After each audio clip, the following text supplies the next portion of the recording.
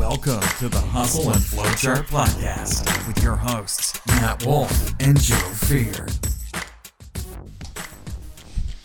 All right, we're back for another episode of the Hustle and Flowchart Podcast. I am Joe Fear with my host and business partner, Matthew Wolf. Hello. And today we have a cool call with Nancy, who we're gonna talk about a lot of things. I think you're gonna be. It's a good balance call. I feel like with we got a little bit of branding, we got a little bit of.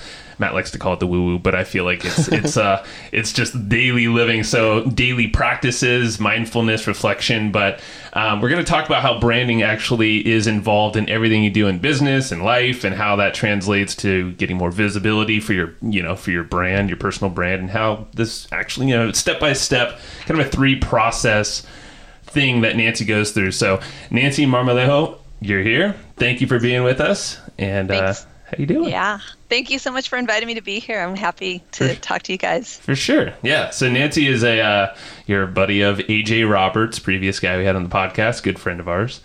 And he referred you along to pop on the podcast. So I don't think we ever thought twice of it. We're like, yeah. Before you even knew what you did. If AJ says this is somebody you've got to talk to, then we make it a point to talk to them. Right. Oh, that's great. AJ's a great guy. Yeah. So that was a no-brainer. So give us the short, just really quickly, and kind of like what you were telling me right before the call here, what you do, and then we'll kind of crack into some of these details. Yeah, well, I teach entrepreneurs basically how to communicate their value, what I call their talent and genius, bringing up some of these unique hidden assets that we have. Mm-hmm. The 3 main areas that I love to talk to people about are their identity, like who you are, what you're all about, what drives you. Communication, basically, how do we say that to the world so that people get it, understand it, and that they also feel that value. And then also on visibility strategies so that you can position yourself out there as an expert, a thought leader, or somebody who is the best choice for people to buy from. Got it. Yeah, and that's sounds like a lot, for people. So are you working with folks? I know you worked with a lot of high class, big name people and whatnot. But how would you break down this thing from the get-go, one thing at a time there? Of the 3 things that I work on with people? Exactly, yeah. So I call it reinventing your personal brand because a lot of people have been taught to follow this very, very structured formula. This is what you got to say. This is how you've got to show up. You've got to posture. And I'm not about posturing. I'm about positioning from a very real, honest place. Because then Mark Twain said it's easier to just be honest because you don't have to remember so much. It's true. If you try to be somebody that you're not, you have to constantly be watching over your shoulder. Somebody's going to find out that it's not really so. And so in reinventing your personal brand, the first thing that we do is just look at everything that you've been taught, and we scrub the stuff that's not really serving you, keep the things that are, and bring in some maybe some new ways of doing things that really get you on fire to not necessarily, get out there and promote yourself in this real bombastic way, but to just be so alive with what you're doing. It's just a contagious enthusiasm. So finding your true voice and yeah, and I call it finding your talent and genius. It's that real unique intersection of what you do, how you do it, who you are, how you show up, who you serve. I know that everybody kind of teases people for being snowflakes right now or whatever, but I'm just going to put up a little sign saying, you know what, snowflakes, you're safe with me, because deep down inside, there really is that quality in people. There is a very unique way that 2 people who have the same skill set can show up entirely differently based on their life experience, based on their personality traits, based on just some of their innate gifts.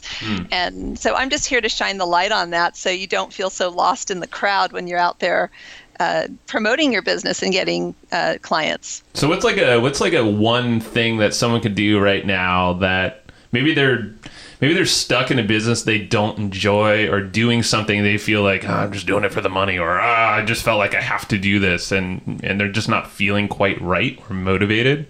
Is there like I don't know if there's like a meditation or some question exercise they can go through?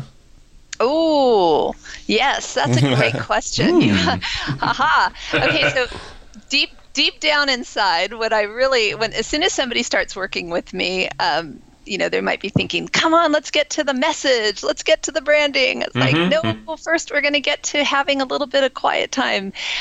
This is a journey of self-awareness, because if you're going to be talking about your strengths, if you're going to be talking about your genius, you have to know yourself well. And so I advocate for having a daily practice of quiet time, reflective time, time of contemplation. Now, there are a lot of different things that people do, that people teach, that, hold on a second, there's a plane flying over me. I'm going to just close this window. There are a lot of things that people, say, you have to do this mindfulness practice, or you have to do this meditation practice, or you have to do this, you have to do that. I'm not a fan of have to anything.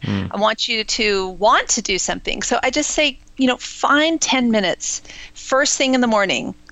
Don't turn your phone on. Don't sleep with your phone on next to you, and the first thing you do is you pick it up and check your messages.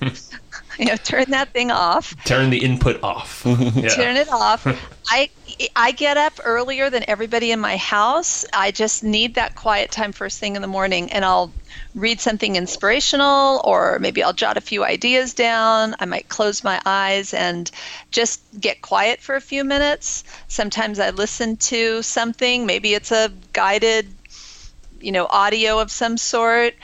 But it's just allowing yourself that daily practice, the same way that, if we have a half an hour to check our email, can't we have 10 minutes to just Google something for ourselves? Seriously. Yeah, and what that does is it just connects you deeper into this level of self-awareness that you need in order to really want to show up in a genuine way and in a confident way. So before any tips, tools, and tricks, I just say for everybody, it's really important for your business, for your brand, just for you as a human being, to have some sort of chill time. So basically, slow down. Stop trying to do too much. Don't jump into things without thinking about it. Actually be mindful and aware of the actions you're taking prior to starting anything in your day. Because obviously because I read an article yesterday that's totally related to this, where it's like, go to bed, have a question in your mind that maybe you want to work on subconsciously throughout the night, and in the morning, first thing that you do is jot down any thoughts that might have just kind of brain dump, but don't pick up that phone. And I was trying really hard, and literally instinctually, the first thing I did was grab my phone without even thinking, and then I caught myself a second, and I'm like, what am I doing? Dang it, I'm already breaking rule number one. You put the phone in another room. That's one. And the other thing is, one way to avoid cheating yourself out of the benefit of this is, don't start telling yourself, when I make my morning coffee, it's like a ritual, and that's my meditation time. Yeah. Or, when I've tried that too. When I'm taking a shower, that's my meditation time. It's you're doing other things. So if you can just have some dedicated time, maybe it can be more than 10 minutes. Maybe you feel antsy after 5 minutes, so stay with 5. But the discipline is to just get yourself into this place of stillness. And I see people can get really uncomfortable just after 1 minute, and they start judging themselves oh, my mind is racing.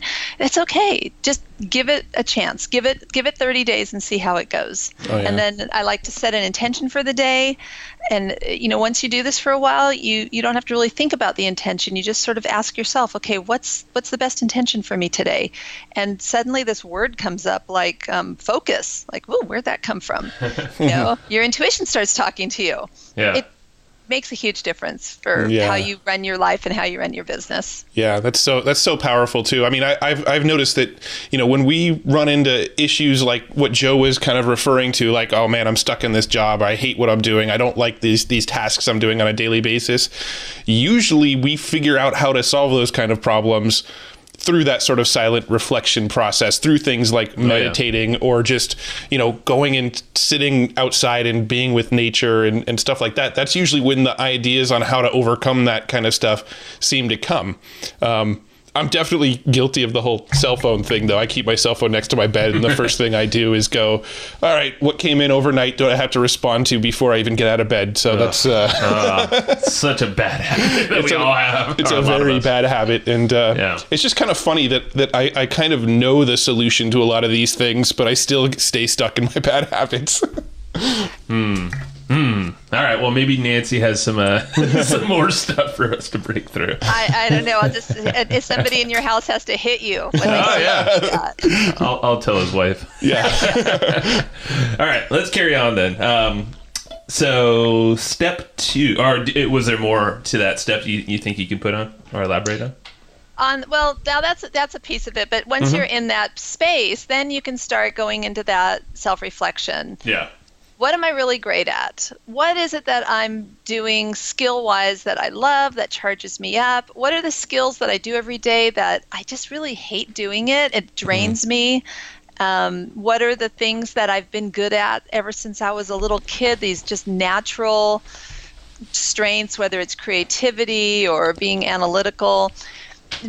A lot of entrepreneurs, like, I don't know, you guys maybe, and I know myself, I love assessments. They're so much fun. We can't get enough of finding out about ourselves. And after a while, you start to notice a pattern. Like, it's like, oh, there you go again. I'm a great leader. Or there I go again. I'm always creative. And you start to see these trends and you realize, okay, that's a natural strength that I carry with me wherever I go. Yeah. So you have to just have that understanding of some of the strengths.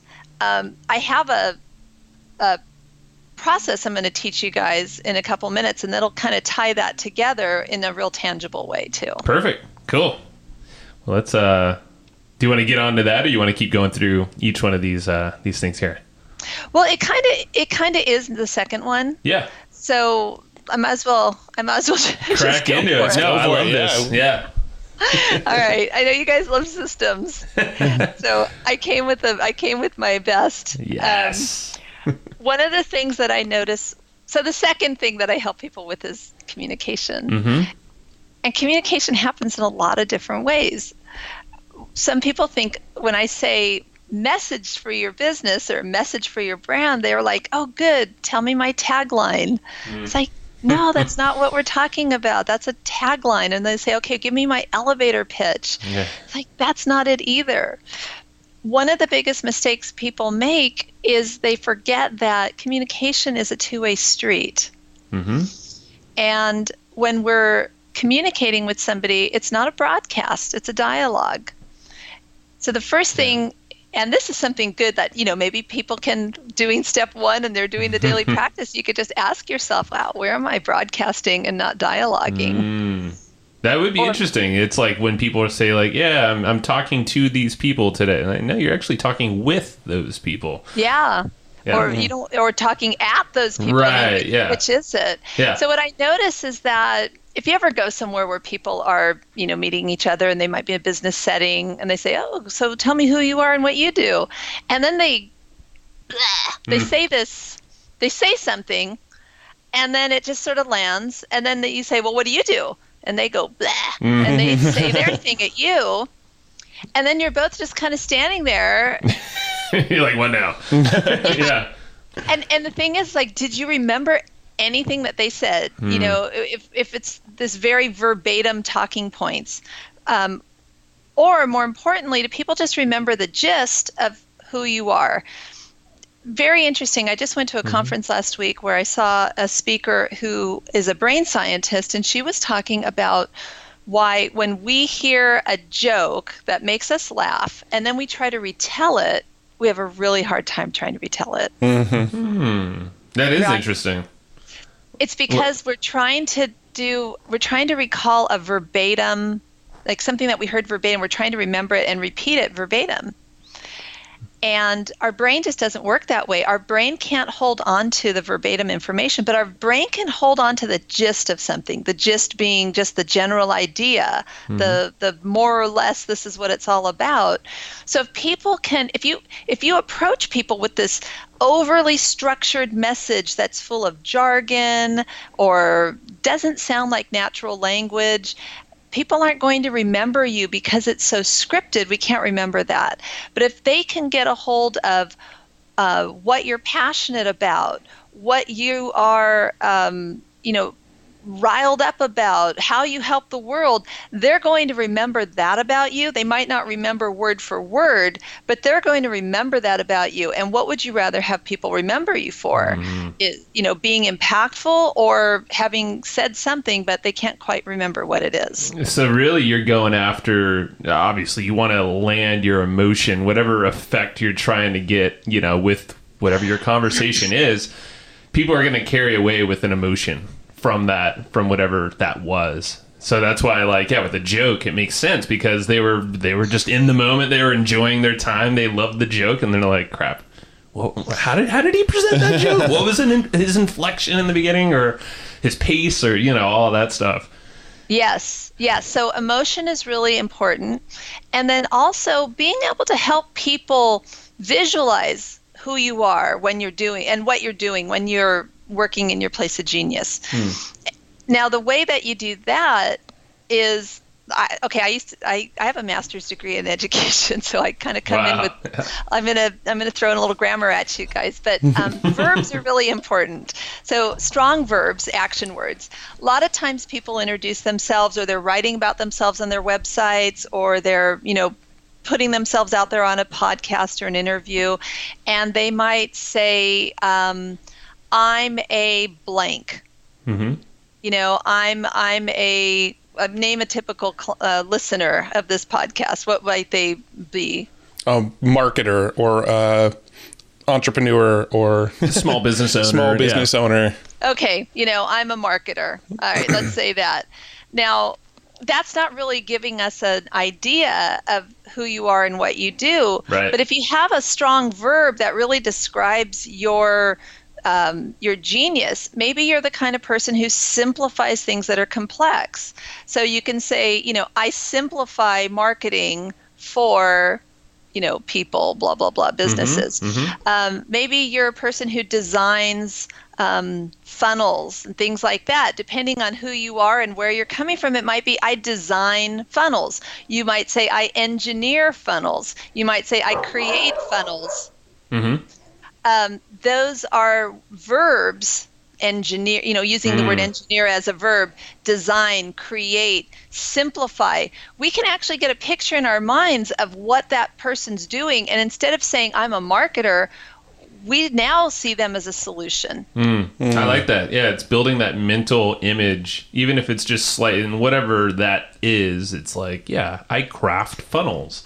It's oh wow, he's actually taking the time. He's doing this by hand, or he has a team and structuring things. Yeah. So stop thinking of yourself as a noun and start thinking of the verbs that come before that noun. I like it. Okay. Good. That's a good summation of it. And so you have this. I mean, now what we've done is taken it from the verbatim and we've gone into the gist. It's like, now I want people to walk away, and all I want them to think about is there's that simplify or craft or engineer, and when somebody who designs something versus somebody who crafts something versus somebody who engineers something, they're going to come in there. It's like, ooh, craft. They think they're really, detail and creative about it, unique. Yeah, all of those great things. So we've got all these different options. So all of that being said, everybody think of your favorite verb that describes you, or go online. You can just Google list of verbs. You'd be surprised what's out there. I'm advising people not to use empower only because it's been overused in a lot of areas and it's lost its teeth.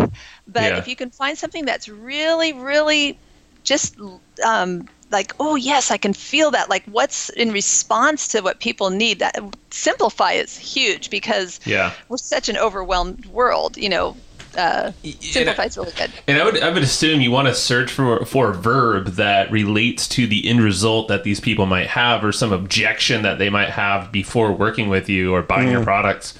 So if it is something like, oh, it's complicated for funnels, or, say if you're selling a product where they kind of do it themselves, you want to make sure, I simplify this with the training that I give you. So simplify would be a better. So we simplify marketing automation, because most people would see marketing automation as like a complex, overwhelming. Wow, that seems like it must be hard. But if we're the guys who simplify it, Right. then it sounds much more approachable. Yeah. Yeah. Simplify, demystify, take the sting out.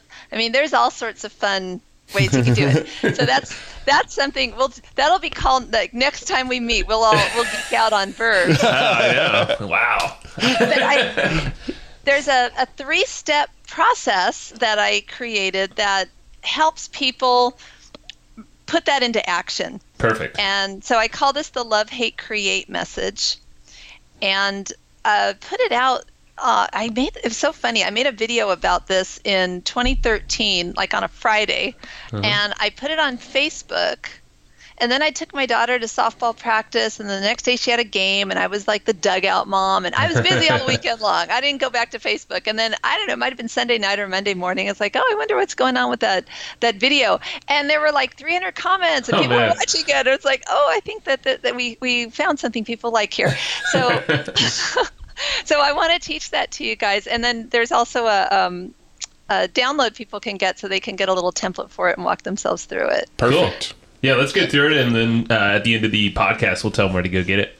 Cool. All right. So I call it the love, hate, create message. There's 3 different parts. Your dog likes it too. Yeah, they're excited. They can't wait. Yeah. So the first part is you tell people what it is that you love about what you do and the people that you serve. You know, it's like, and you can use the word love, or you can say, you know, what lights me up, or what, you know, gets me up in the morning, or what I'm passionate about, or what turns me on, whatever it is. And then, like, you guys, let's use you as an example. You know, it's like, what are y'all guys all about? It's like, man, we love simplifying marketing automation for people, blah, blah, blah, so they can blah, blah, blah. All right, so you put that passion in there. That's the first piece. And so this is that emotional part that you were talking about. Yes. Yeah. All right. So it's an emotional hook. It's like, wow, you know, and you say the language that works for you. Like, not everybody's going to want to say, I love, you know, you might want to be more bro about it, or whatever you want. I freaking dig marketing. I get stoked on marketing automation. Yeah, bro. It's whatever fits. Yes. So I'm not one to censor. That's good. So the second part, that was really cool, because the second part gets to set you apart as a contrarian and a true advocate to help the pain and suffering of your ideal client. So you think about how your ideal client is not being helped by what's out there, the dead ends that they keep hitting, or the mistakes they keep making in hopes of solving this problem. So, like, what's just an awful, typical worst case scenario of people when they come to you to learn about marketing? I would say the worst thing is overcomplicating things unnecessarily. Okay. But somewhere out there, they're getting overcomplicated because there's so many different options to choose from. They're probably picking this and picking that, and they're just like, you know, banging their head up against the wall with every single solution, and nothing's working. Right.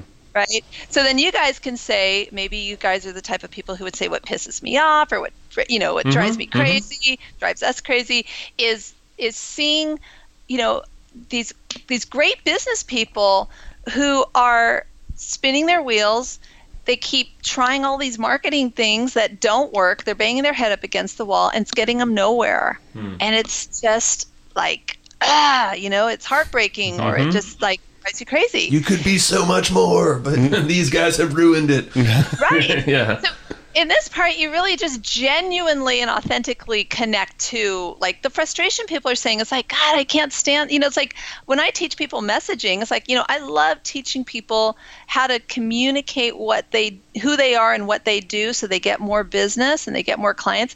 And it drives me crazy when I see people doing these like templates and formulas and talking like robots, because nobody talks that way and nobody's going to respond to them. It's a script, yeah, rather than being genuine. Right, and that's actually that's 2 parts of my love, hate, create. So the last part of it is, now you step in as a solution person, you step in as a change maker. You say, so I've created, and then you name what you create. You created a marketing system, you created a marketing class or a program or a podcast, you created a business, you created a movement to help people solve this problem.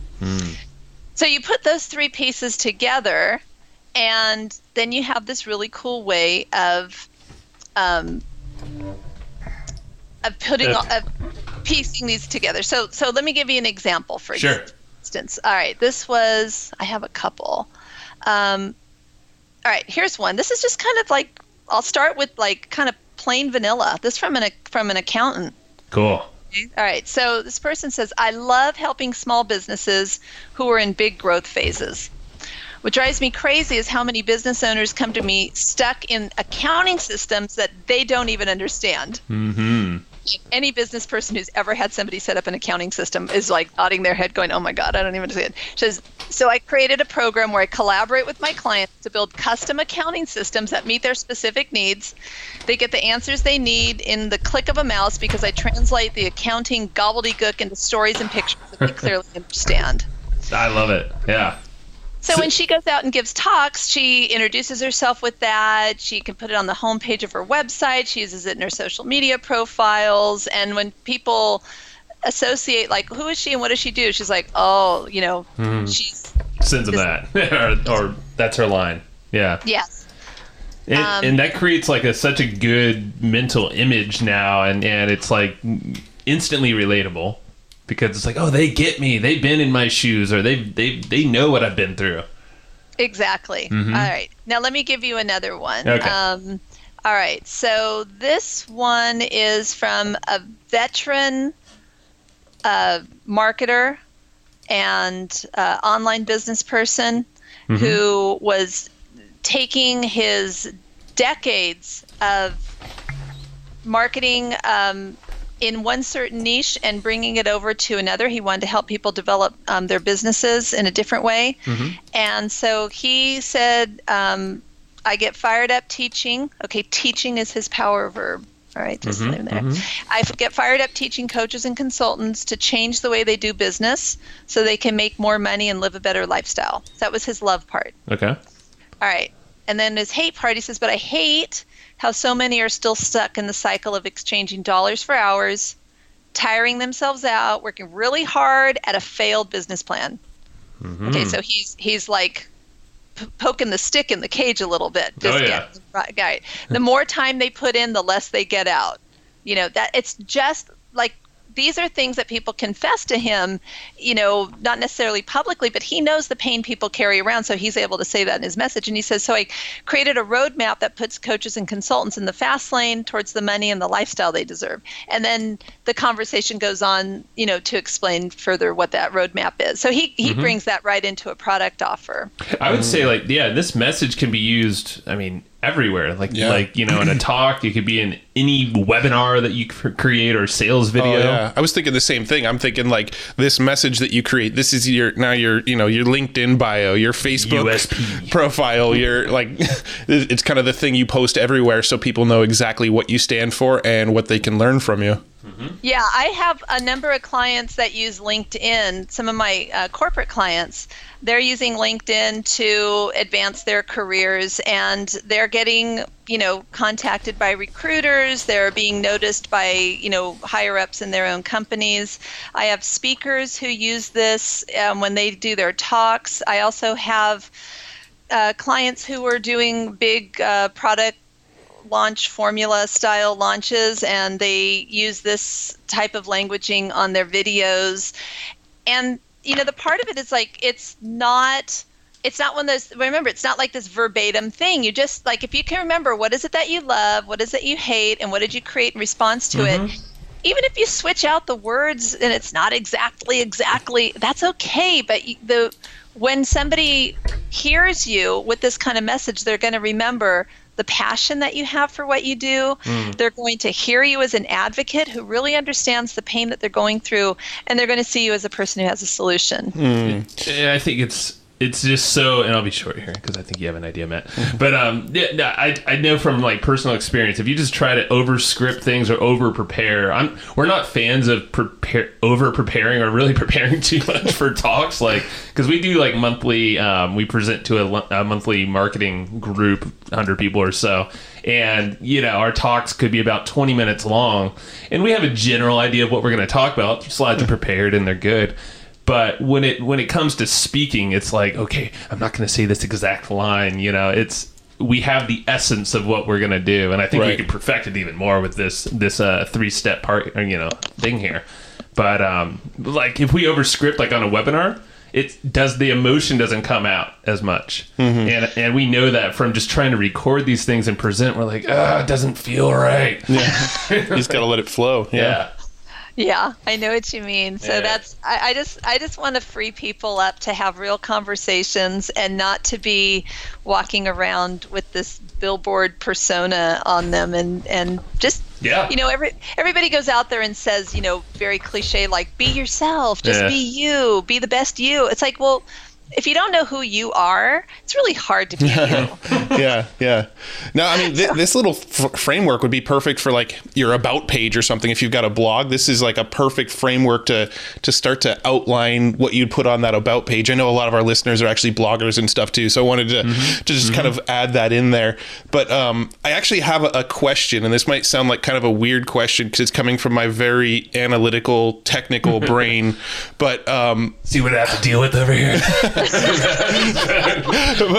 my question is how do you know if your little I don't know what you call it, but your 3-part saying presentation that you come up with, how do you know if it's effective or not, or if it's something that needs some tweaking? Because I'm very much like I split test everything. I like to see numbers. I like to know what's working and what's not working.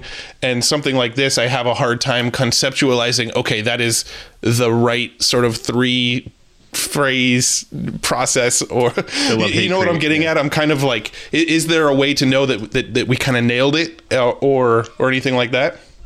Yeah, there is. I like your analytical self and the questions you're asking. It's good. Well, okay, so I've had clients who want to go rogue on me, and they're like, I'm going to change the order. And I was like, why are you changing the order? And they change the order, and then they say, gee, it wasn't effective. It's like, okay, thank you for the data points. They want to start off with the pissed off part. It's like, then you're going to be that angry person in the room that everyone's going to want to avoid. So start off with passion. So I just, what I do is I change everything up all the time. I wouldn't take the same thing and put it on every single platform. I'd play around with it. Maybe use I help people. Maybe it's I teach people. Maybe, I love demystifying. I find it exciting to demystify. I get charged up demystifying. Whatever it is, you play around with some of the words. One of the best things you can do is using it in a talk. So if you're on a video, if you're giving a presentation in person, if you're doing a webinar, just do this and feel into how it feels for you.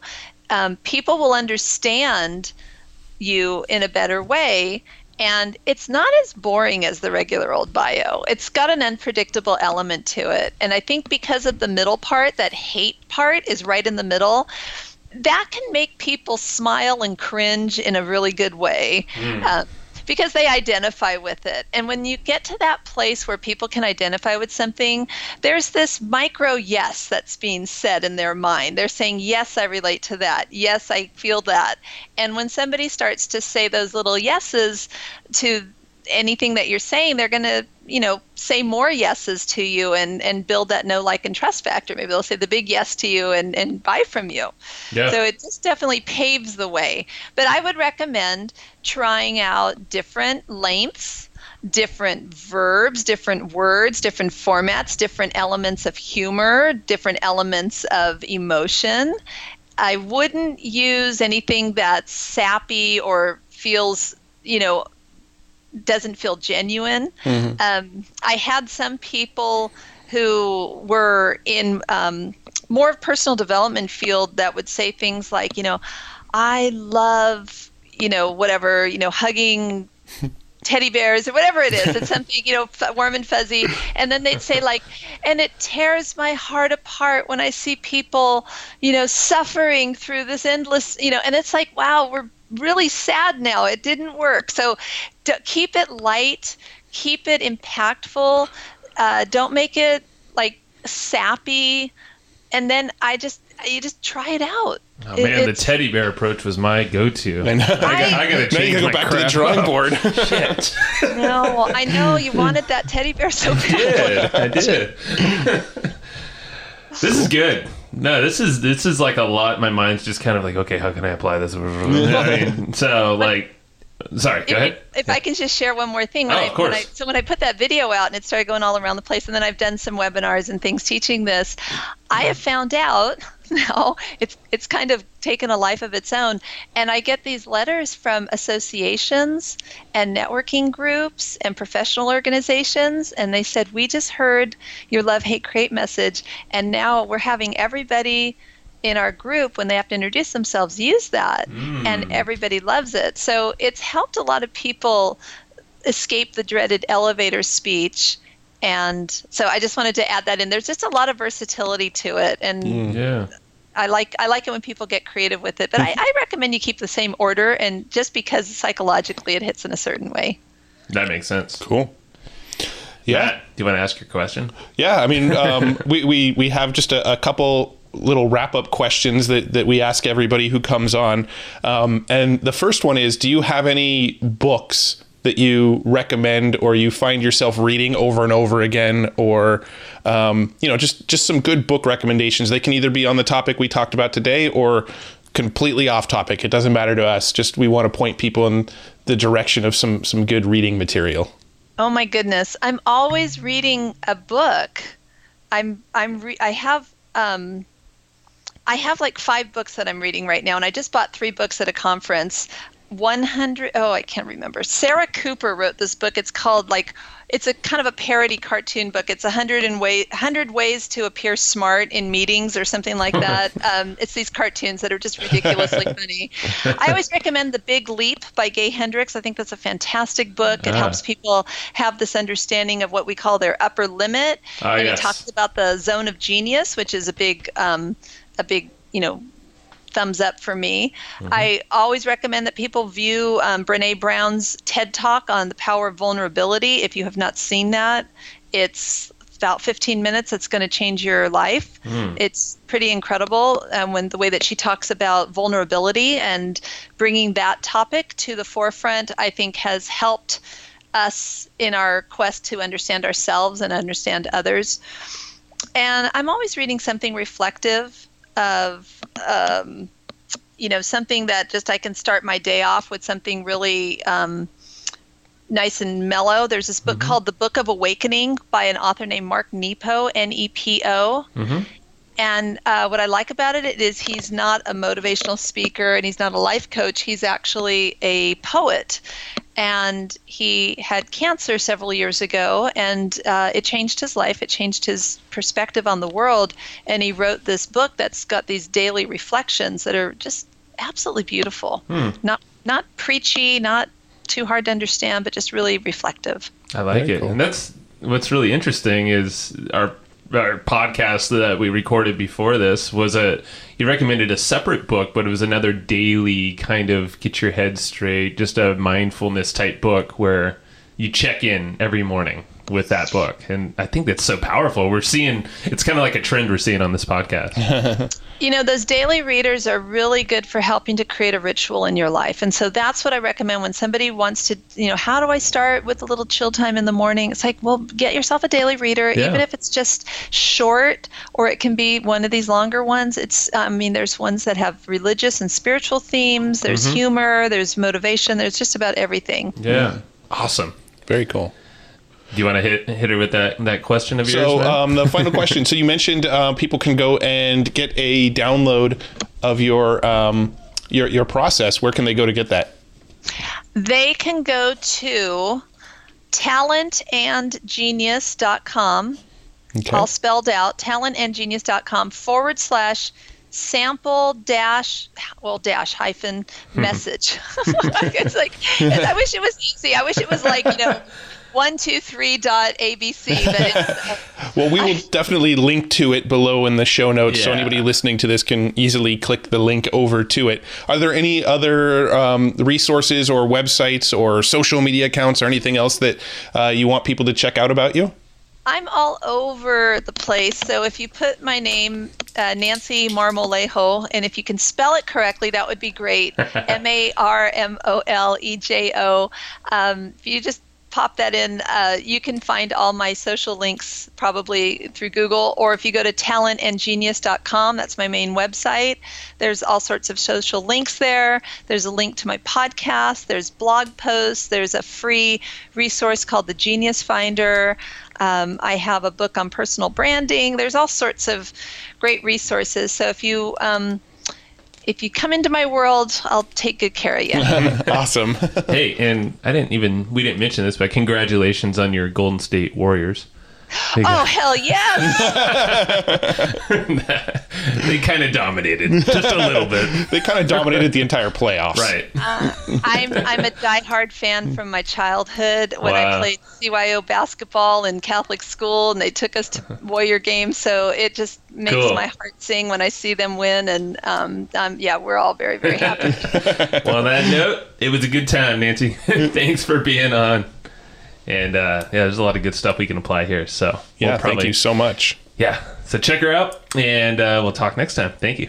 Hey, thanks so much for tuning into this episode of the Hustle and Flowchart podcast. Now, if you don't know already, myself and my partner Joe Fear, every single week we put together this killer weekly newsletter that's completely free. If you go to theweeklyprofit.com, you can get on this weekly newsletter. And what we do with this newsletter is we scour the internet. We read every piece of content, listen to blog posts, check out new software and tools, and we distill down the best of the best into a weekly newsletter and deliver it directly to your inbox every single week.